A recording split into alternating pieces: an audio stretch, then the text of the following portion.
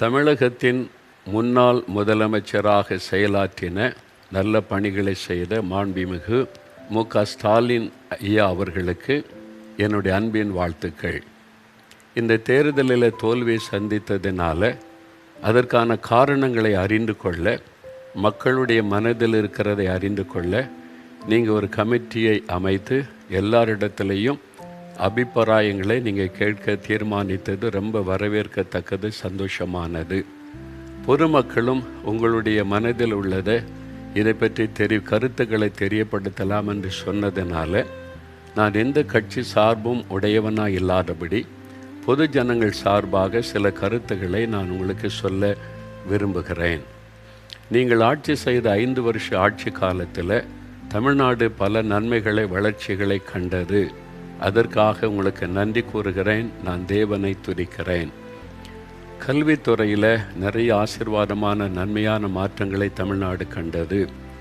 மருத்துவத்துறையில் ஆச்சரியப்படும்படியான நிறைய நன்மையான மாற்றங்கள், வளர்ச்சிகளை தமிழ்நாடு பெற்றிருக்கிறது. இதே போல் தொழில் வளத்தில் தமிழ்நாடு முதன்மையான இடத்தில் வந்து நிறைய பேர் ஆசீர்வதிக்கப்பட காரணமாக இருந்தது உங்களுடைய அரசாங்கம்.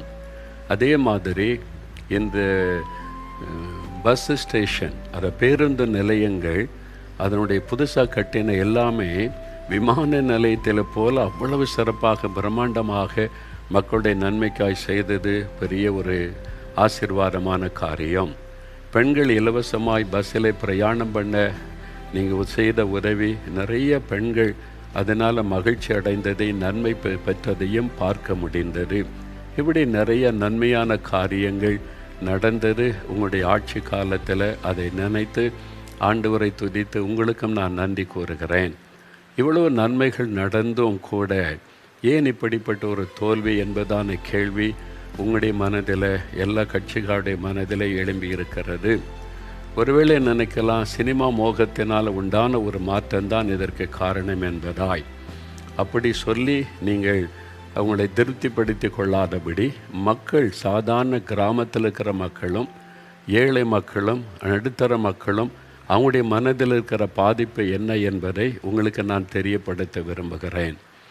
என் மனதில் தோன்றினது 2 காரியங்கள். அதை உங்களுக்கு தெரியப்படுத்த விரும்புகிறேன். ஒன்று, டாஸ்மாக் கடை, மதுபான கடைகள். அதாவது தமிழ்நாட்டில் மதுபானத்தினால் 1,25,00,000 பேர் தினசரி குடிகாரர்களாய் மாறிவிட்டார்கள் என்று உயர்நீதிமன்றத்தில் ஒரு நீதிபதியை வேதனையோடு சொன்னதை சில ஆண்டுகளுக்கு முன்பாய் நடைபெற்றது. அப்போ நிறைய குற்றங்கள் தமிழ்நாட்டில் பெருக காரணமாக இருப்பது இந்த மதுபான கடைகள் என்று எல்லா அரசியல் விமர்சகர்களும் தெளிவாய் பேசியிருப்பது உங்களுக்கும் தெரியும். இந்த மதுபானத்தினால் நிறைய மரணங்கள், அதனால் கடந்த 10 வருஷத்தில் தமிழ்நாட்டில் விதவைகள் பெருகி இருக்கிறார்கள், தகப்பனில்லாத குழந்தைகள் பெருகி இருக்கிறார்கள் என்று ஒரு கணக்கெடுப்பு சொல்லுகிறது.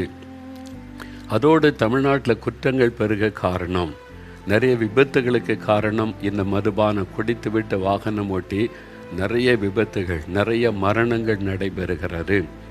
பாலியல் சம்பந்தமான குற்றங்கள் பெருக காரணம் இந்த மதுபானம்.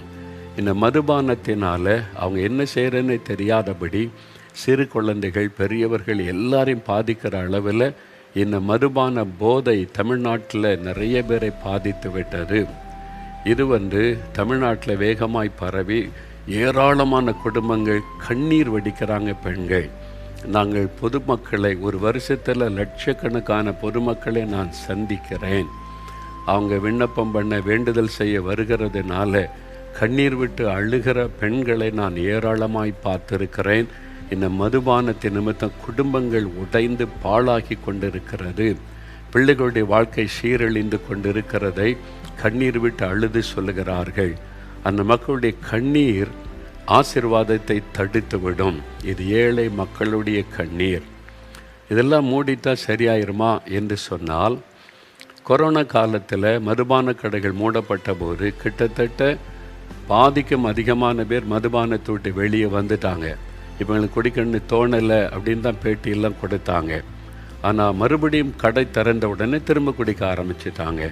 அப்போ அது மூடப்பட்டால் நிறைய பேர், கிட்டத்தட்ட பாதிக்கும் அதிகமான பேர் உடனே அதிலிருந்து வெளியே வந்துடுவாங்க. அப்புறம் படிப்படியாக பெரிய மாற்றங்கள் வந்து குடும்பங்கள் சமாதான நிம்மதி அடையும். இதுதான் பொதுமக்களுடைய கருத்து. நான் நிறைய பேரோட பேசி அறிந்தபோது அறிந்து கொண்டது. அதனால் எவ்வளவு நன்மை செய்தாலும் ஒவ்வொரு குடும்பமும், கோடிக்கும் அதிகமான குடும்பங்கள் இந்த மதுபானத்திலே பாதிக்கப்பட்டு இருக்கிறது. இதை மற்றவங்க சொல்லுவாங்களோ என்ன தெரியாது.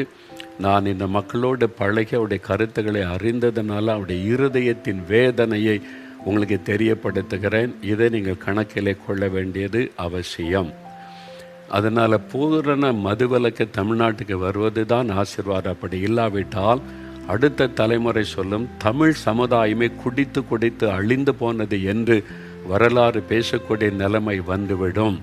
இதை தடுத்து நிறுத்துவதற்கு அரசியல் தலைவர்கள் முன் வரணும். ரெண்டாவது ஒரு காரியம், நான் அறிந்த விதத்தில் லஞ்சம்.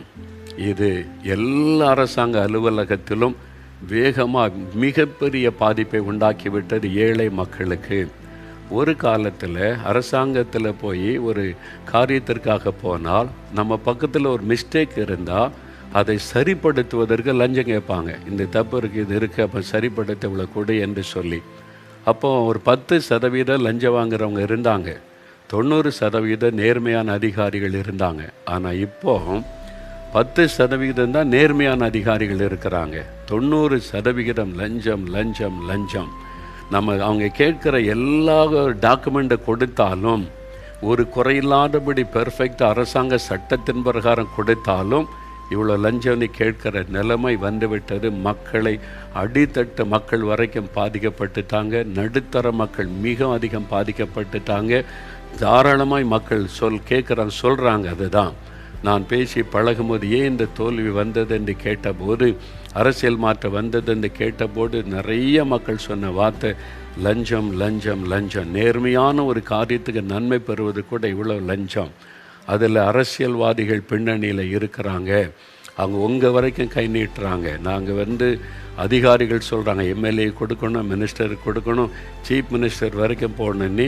அது எந்த அளவுக்கு உண்மையே தெரியாது. ஆனால் உங்களை அவங்க கை காட்டுகிறார்கள். இதை கட்டுப்படுத்த இந்த அரசாங்கம் தவறிவிட்டது ஒரு முக்கியமான காரணம் என்று நான் கருதுகிறேன். இது பொதுமக்களுடைய அபிப்பிராயம். நான் ஏராளமான மக்களோடு பழகுகிறதுனால, கிராமத்தின் மக்கள், நடுத்தர மக்கள், படித்தவர்கள் என்று பலரோடு இதை குறித்து பேசி அதை அறிந்ததுனால, இதை உங்களுக்கு தெரியப்படுத்த வேண்டும் என்று நினைத்ததுனால உங்களுக்கு தெரியப்படுத்துகிறேன். அதனால் நீங்கள் இந்த தோல்விக்கான காரணத்தை குறித்து ஆராயும் போது இந்த 2 காரியங்களை ரொம்ப முக்கியமாக கருதி இதற்கு தீர்வு காண்பும்படியான நல்ல முடிவு எடுத்தால் மறுபடியும் நீங்கள் ஆட்சிக்கு வந்து நன்மையான காரியத்தை செய்ய ஆண்டவர் உங்களுக்கு வாய்ப்பு அருளுவார் என்று நான் விசுவாசிக்கிறேன். நலமானதை யோசித்து நலமான முடிவெடுக்க வேண்டுகிறேன். ஆமேன்.